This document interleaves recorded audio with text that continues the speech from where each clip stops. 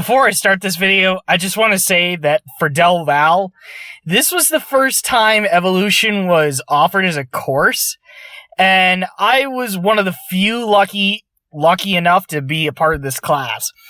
However, the class did have its fair share of problems, and I want to see this class become better for people in the future who are interested in this course, and or to see a paleontology major being offered at this institution. So things are going to change throughout the years, so do not take my harsh first-hand experiences of this class to heart. So, I'm not gonna lie to you guys. I wanted to do a video about my experiences with my first, if only, course that has to deal heavily in terms of paleontology, and what it truly feels like to be a paleontologist. Minus all the digging at an actual dig site. But, you know, this is the first time evolution is being brought up at the university I'm at. So, naturally, I took the challenge because, as many of you know, I'm a huge dinosaur fan. Literally anything from the Mesozoic era, I would probably know something from that period. I got accepted into the course and was super excited to be in a legitimate paleontology course.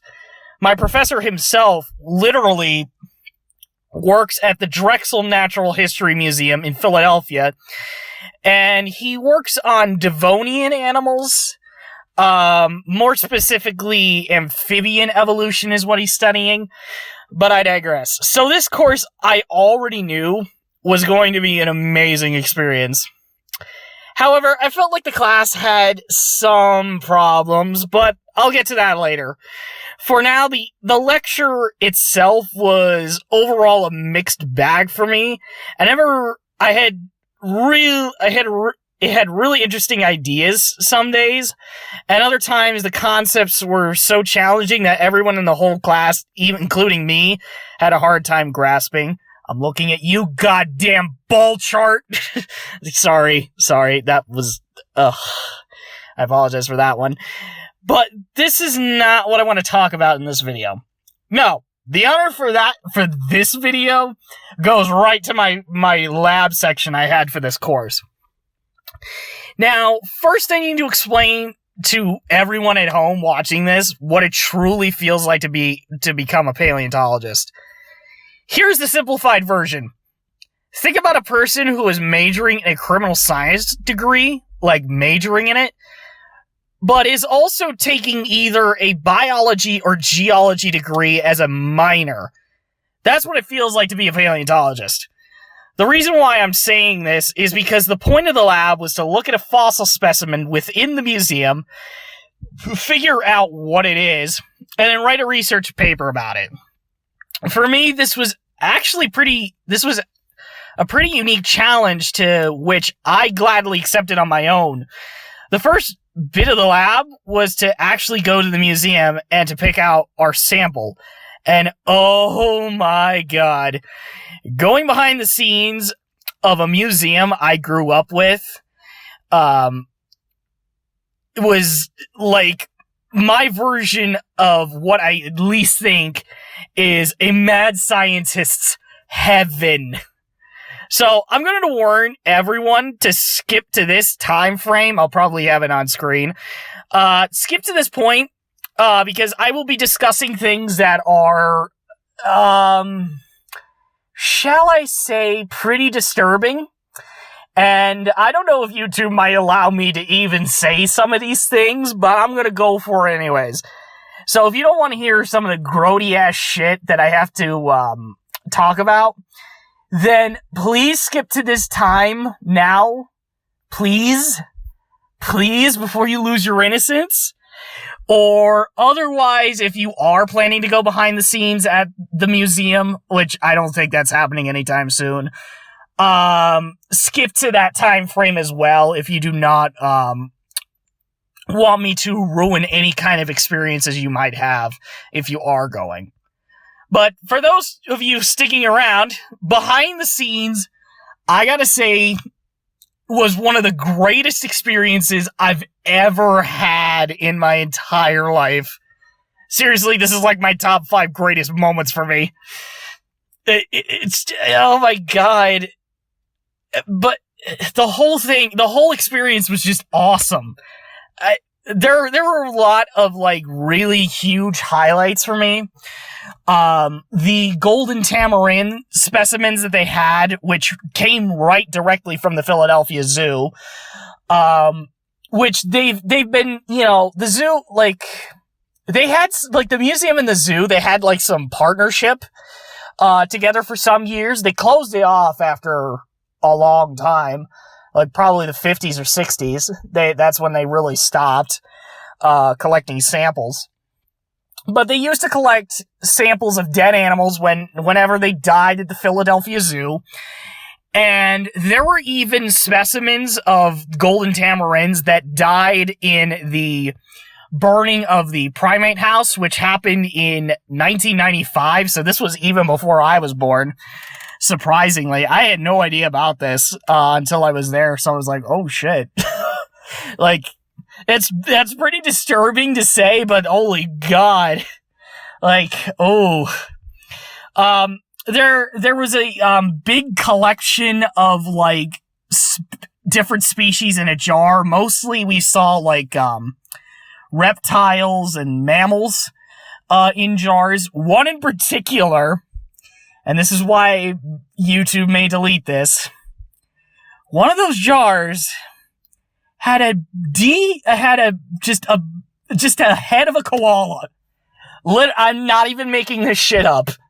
It just had a head of a koala. No body parts, just the head in this big ass jar. It was the freakiest thing I've ever seen. But it was so cool. I'm not gonna lie. Then of course we went to the actual, bit where they hold all the fossils that they have. The professor, he showed us what he was currently working on, and he was working on a, species of Hyneria that he just discovered, which is actually pretty damn cool, to see that. We saw the original bones of, Hadrosaurus folki, which is a, hadrosaurid that lived, right around New Jersey, which I had no idea about. So that was actually kind of pretty cool.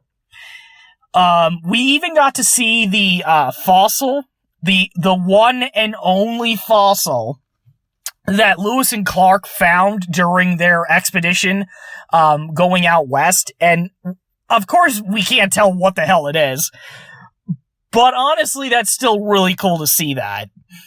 And then I have one more little final thing that I want to mention while I was there. And this is for all you extinct animals people out there who have seen that video. But this is going to break my heart. Or this is going to break your hearts. But this was awesome for me to see it. But they had an actual stuffed Caribbean monk seal just hanging there, just in the back. They had a Caribbean monk seal that apparently the Philadelphia Zoo had actually held and kept there until it died in captivity and was immediately shipped to the museum, like I mentioned before. But that's all the highlights. I'm getting back to the rest of the video, so there you go. So with all the gross stuff out of the way for the people who actually did skip out, my class chose our fossils and we were on our way.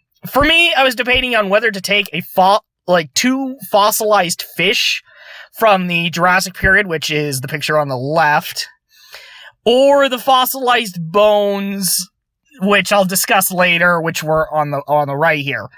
And thankfully, for my sanity's sake, I took the bones because I didn't think I would have done, much better if I took the fish.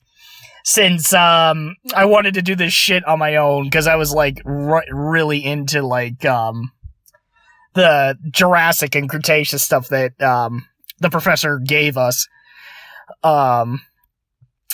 So, now, like, for the rest of the people, I would like to talk about it. there were a few that stood out for me. One of those was actually not even a part of this script. Yes, this video is scripted. Was a shell of, like a big shell of a turtle. And this was a turtle that lived during the Cretaceous, I believe? I'm not sure. It was a Cretaceous turtle, or it was a turtle that existed after the dinosaurs died. So this was like a very early, mammalian, like, turtle, I guess. I mean, it's long extinct, obviously, but it was still a pretty cool thing to see that. One group clearly had the jawbone of an Industus, which is this nightmare-inducing shark. Oh, come on, Terry, lighten up. What are you screaming at? Another person basically took the challenge of discovering a new fern from the Carboniferous period, which I really felt bad for her because she was actually really trying to figure it out and she couldn't find any sources to help her out. So she had a really tough time. I'm not going to lie. Another group completely bailed on their fossil entirely, which was like this skull and a bunch of like ribs and vertebra of this carnivorous mammal. I'm assuming it was like a bear dog or some kind of wolf or like fox mammal. It was an early mammal, basically. Which I was really interested in knowing, but no, they completely bailed on that one, which really surprised me. Finally, and I'm going to save this best one for the last. A group took it upon themselves to do a trilobite. Now, the problem with this is that, one, I was sitting next to this group when they were researching this thing. So, I got to witness everything.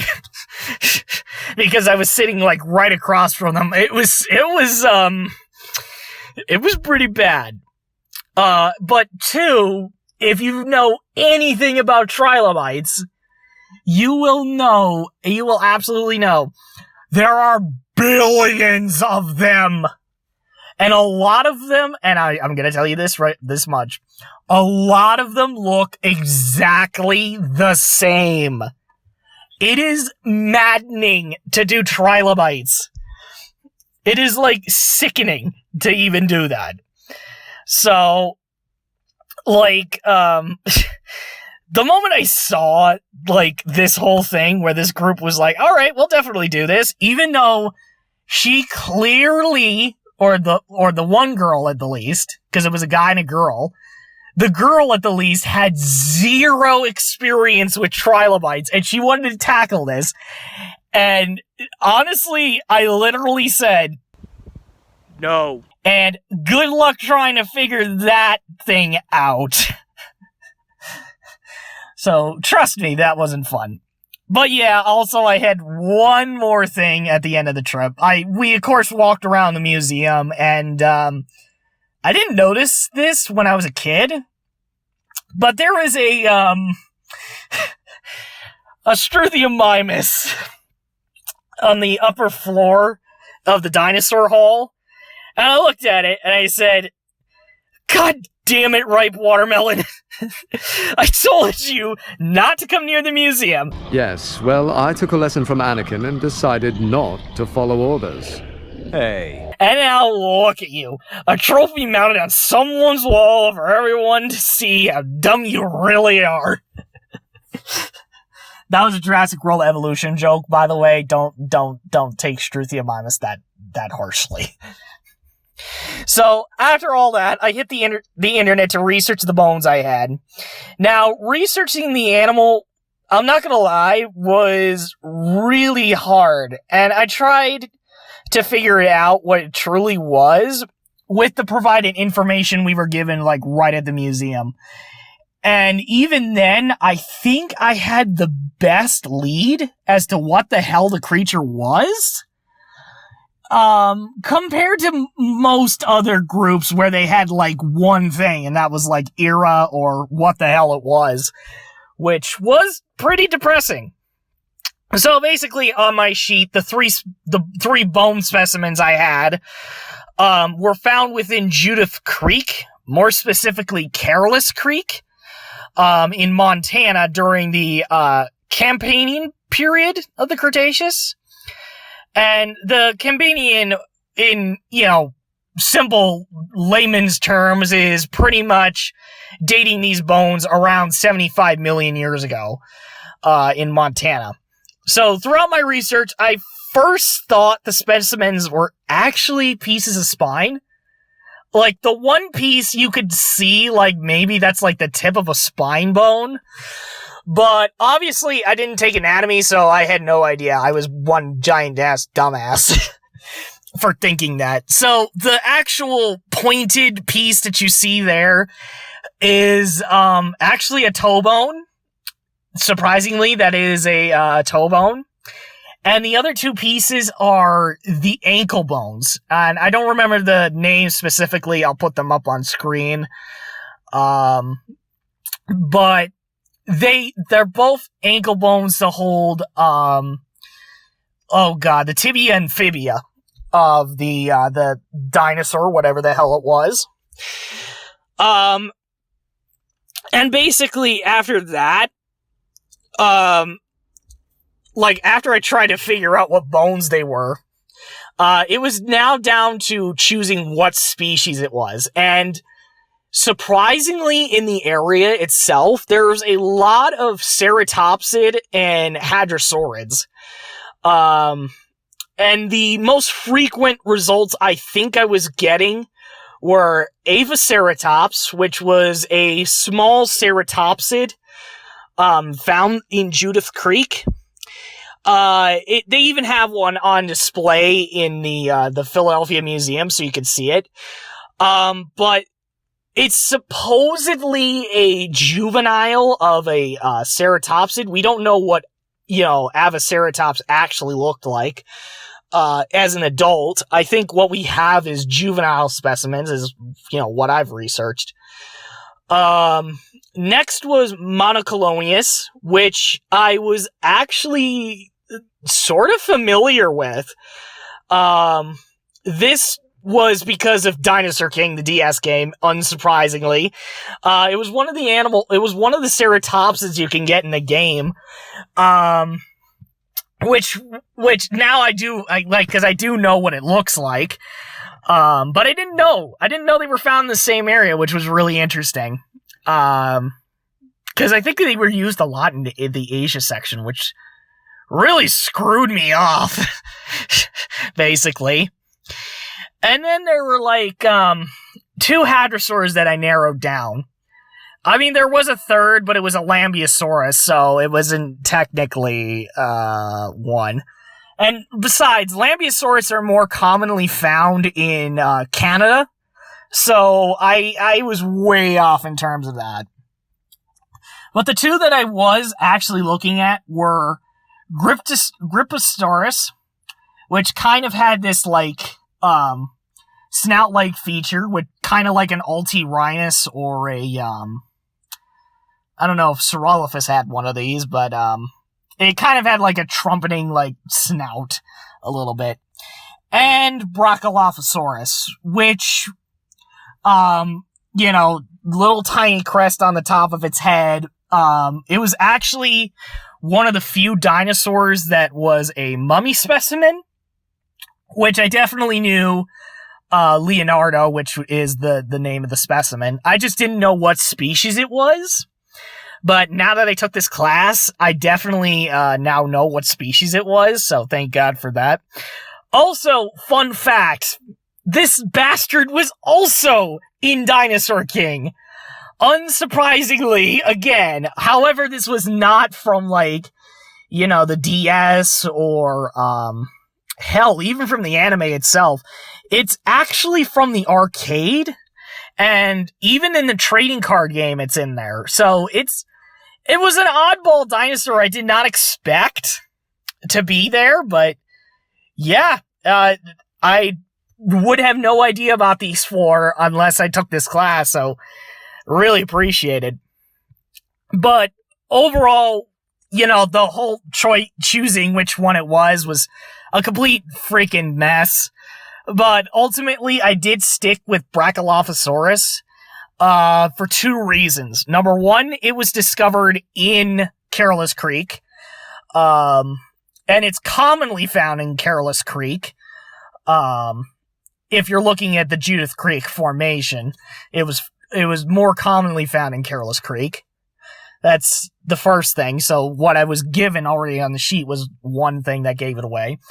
2, I was looking at Edmontosaurid bones. So yes, I was looking at Edmontosaurus for this to figure out the bones. Which that was pretty bad of me to do that.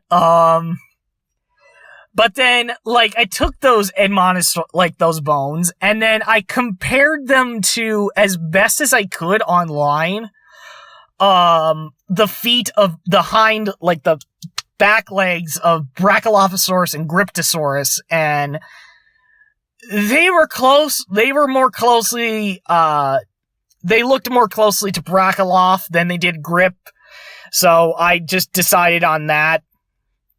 So, now that identification was out of my way, I think it's now finally time to, oops!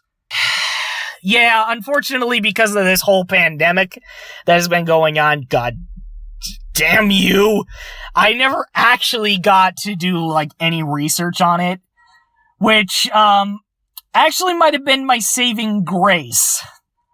Because I would have no idea what the hell to do with a freaking ankle, with 2 ankle bones, and a toe bone from a dinosaur I wasn't absolutely 100%, sure about, because I didn't have any distinguishing features from it that would make it distinctly Brachyloph.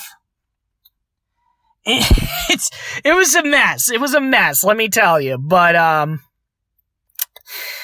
generally, you know what? The lab was still awesome. I will still treasure this whole thing for the rest of my life. I'm really serious. I even mentioned this several thousand times during my Jurassic World evolution playthrough, especially during Return to Jurassic Park, with a lot of the a lot of what Grant was saying. Yeah, I really do, if this whole zoo thing does not work out with me, my second career choice would have been to go to paleontology. I'm not even kidding. I would love to be a paleontologist. If the whole zoo thing fails flat in my face, paleontology is my next step. I'm gonna find somewhere where I can actually do paleontology, and that would be pretty cool. But I gotta say this, and I'm gonna probably say this multiple times throughout the video, but thank you, Professor, who shall remain nameless, so that you do not find him and harass him. Please do not do that. But, thank you for giving me this amazing opportunity for me to do something I really wanted to do. I'm serious. This whole experience was so cool. I can't get over it. I can't get over it. I wanted to finish it. But because of this pandemic, I hate you. But because of this damn pandemic, I couldn't finish it. Which I was super annoyed about, but whatever. So, even though I love the lab so much, the class overall really needed to have some things fixed. It did. First of all, I think you definitely need to take anatomy and phys in college, which I didn't take quite yet. Like I said, so figuring out where the bones were on the animal was already impossible for me, because I had to do a shit ton of research for that. The next thing would have been genetics, which my professor, he wanted to not dive deep into genetics, but he did it anyways, because I was taking genetics class the same time I was taking evolution, and it was right towards the end of the semester when we got to some of the evolution concepts in genetics, but the stuff that my professor talked about was early on in the semester for evolution, and he dived even further than what my genetics professor would discuss. So, unfortunately, even though he wanted us to not take genetics before this class, I think you need to take genetics as well in order for this class to work out. Because it would make things a lot easier. Anatomy would be another thing too. Anatomy is another really big thing you need to take in this class. I'm just saying. Those two courses, if you can make them a requirement for this class, I think everybody in there should do fine. Honestly, I would not see any problems with that. I mean, I liked it as a whole. I really did. But I do want to make mention of one thing in the class. It's not a specific topic we were discussing over, because Lord knows you can find any of that in a textbook. But here's the thing I really wanted to discuss. So we all had to do a scientific paper for the class, discuss the paper in class, have, the group and you talk about it, and then you were supposed to write a paper summary about it with your own opinions towards the paper. Now, unfortunately for me, I was the last guy. And I want to make mention of this also, that every other person in that class was a senior. I was in a senior course that was being offered for the first time. So, of course, with everybody, having to go through senior projects, which is a graduation requirement you have to do at this school, I was stuck with the dead last position. And, of course, with the freaking pandemic, I never got to actually discuss my article, which sucked. Now, originally I wanted to do a discussion on ceratopsids, but each time I would give an article to the professor, he rejected it. He did not like the idea of me talking about ceratopsids. Nor were there any, really short papers on ceratopsid, anatomy, and how each ceratopsid horns were different. Because usually they were 40 or 200 some odd pages. I'm like, what the hell? It's you do not need to write 200 pages about freaking the differences between chasmosaurids and, oh god, what the hell is the other, family that diverges from that? Ah, shit, that's slipping out of my mind. Never mind. But, originally that's what I wanted to do. So unfortunately, I never could find a paper like that. And, another thing I also wanted to do was, actually record, my presentation for that. And because the pandemic thing and yada, yada, yada, I never actually got to record the thing. So I apologize, everybody, if you wanted to hear me be a fanboy for once in class, which would have been awesome. But instead, at the last moment, when I was supposed to actually do this thing, I gave him 2 more papers. And these last 2 papers were on Sticky Moloch, how Sticky Moloch's possibly Pachycephalosaurus, which is already an abused idea already. That's number one. But number two, the second article, which is the article he picked out, I think I need to discuss this further, and some of you may already know this through evolution again. Extracting species profile. Syntausaurus is a genus of hadrosaurid dinosaur from China. Syntausaurus had a characteristic duck-bill snout, and like other hadrosaurs, probably lived in herds. But when Jurassic World Evolution was coming out, they had these like mini like segments called species profiles, which would showcase the dinosaurs that Jurassic World Evolution was going to have in the base game. Hell, they still do that for the packs as well. And one of those trailers just so happened to be about Syntausaurus, which, of course, as all of you knew back then, this was the time I finally got to pronounce the name correctly, because after so many years of trying to name it, I just went by its nickname, which is the unicorn dinosaur, for Christ's sake. But I also saw something, and this was, bugging me since I was playing through the game, is that Syntausaurus actually has a different crest shape than the spiked little nub that you see in the early 2000 games. Like, even the Dinosaur King Syntausaurus has that nub still. So the paper that I actually gave to the professor was the 2013 paper that gave the theory of Syntausaurus having an actual crest.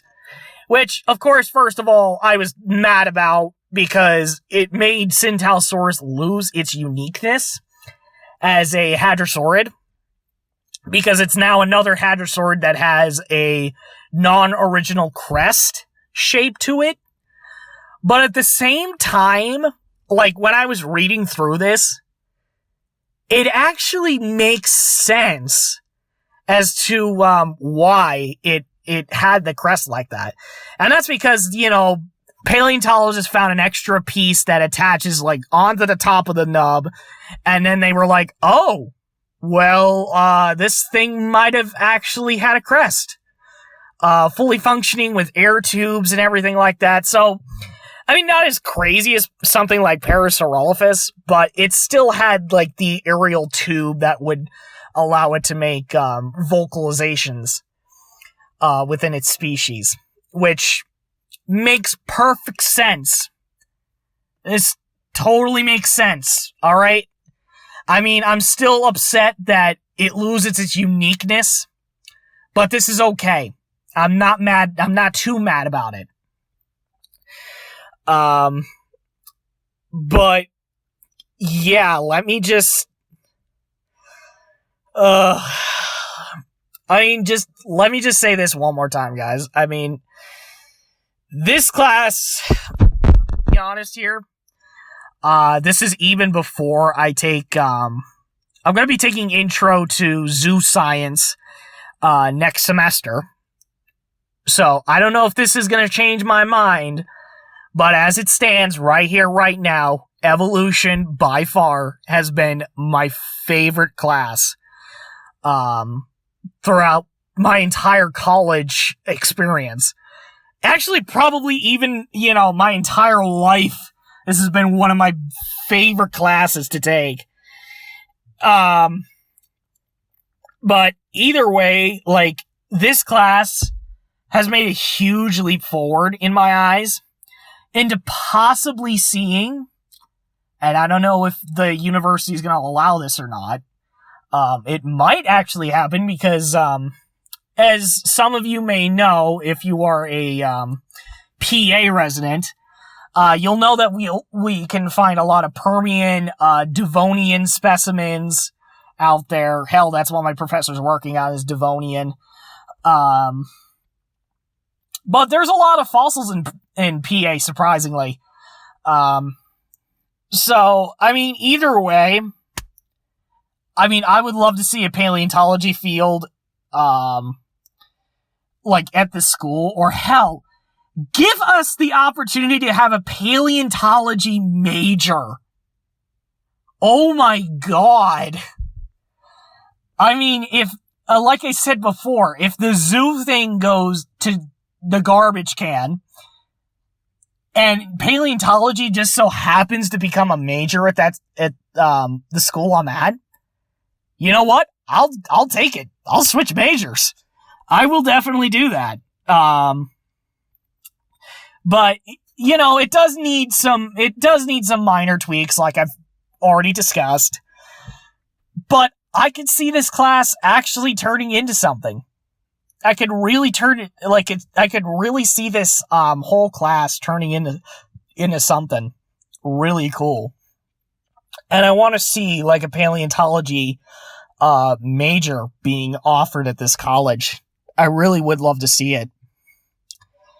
And I'm going to say this one more time to the professor, and hopefully, I don't know if he's going to watch this or not, but thank you.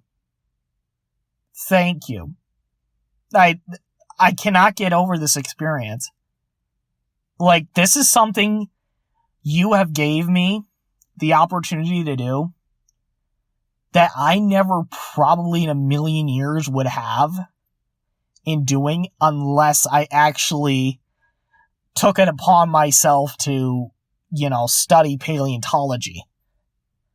So thank you for giving me a taste, a morsel, if you will, of what it actually feels like to be in a paleontology major. Like, it really felt good. And I don't know if you're going to continue this, Professor, but I'm strongly telling you, if you can get paleontology as a major at our school, do it. Do it. I have full confidence in you to present that to the board and say, look, I have a few students who are interested in becoming paleontologists. I want classes that are like this, this, and this, and this. Boom. Paleontology major. Like, I really want to see that. I really want to see that happen. Make that happen. But for the rest of you, I hope me talking about my experience in this class gives you at least some idea as to what it truly feels like to be in a paleontology major. Like, if you guys seriously are, like, interested in becoming a paleontologist, or you're just a huge dinosaur fanboy like I am, and want to take this as an extra little challenge, take it. Take it. If your college offers some class like this, do it, man. I have full confidence in you. It's gonna be hard. Don't get me wrong. It's gonna be hard. But I think you're not gonna forget this experience. I don't think you'll ever forget this experience. If I'm gonna be honest. I don't think you'll ever forget it. Like I did. Or not like I would. I never would forget this. I never forget this. I'm actually crying right now. Sorry, guys. But hell, if your class if your school even has a major for it, take it. Or hell, if you're even at Del Val like I am right now, take evolution. Trust me. You won't regret it. Except for some of the concepts. Some of the concepts in the lecture are pretty god-awful. Don't get me wrong. I'm looking at you, ball diagram, again. But anyway, guys. That's it. I hope you guys enjoy the rest of Dinosaur Day. I know I am gonna be. Just nerding out with a whole bunch of fanboys. And I'll see you guys all in the next video. So, See ya!